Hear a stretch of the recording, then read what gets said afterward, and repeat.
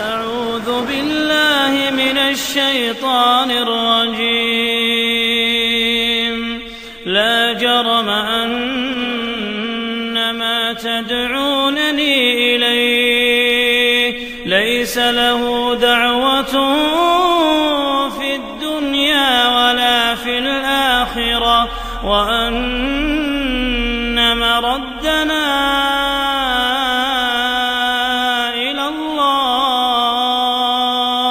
وأن المسرفين هم أصحاب النار. فستذكرون ما أقول لكم وأفوض أمري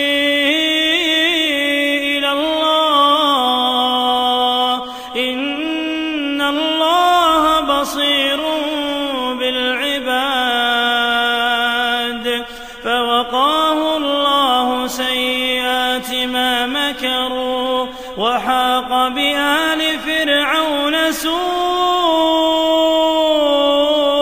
العذاب.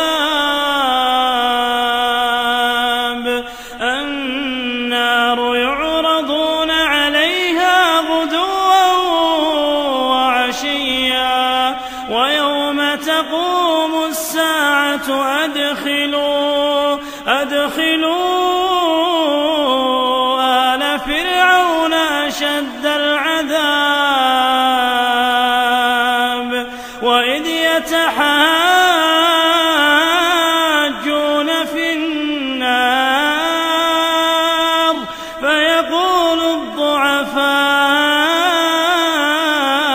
للذين استكبروا إنا كنا لكم تبعا فهل أنتم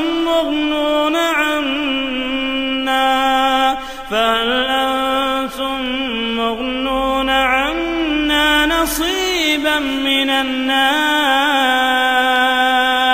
قال الذين استكبروا إنا كل فيها إن الله قد حكم بين العباد. وقال الذين في النار لخزنة جهنم ادعوا ربكم يخفف عنا يوما من العذاب. قالوا أولم تك تأتيكم رسلكم بالبينات؟ قالوا بلى. قالوا فادعوا. وما دعاء الكافرين إلا في ضلال. إنا لننصر رسلنا والذين آمنوا في الحياة الدنيا ويوم يقوم الأشهاد، يوم لا ينفع الظالمين معذرتهم ولهم اللعنة ولهم سوء الدار. قدمت لكم هذه التلاوة من فريق جوال الخير.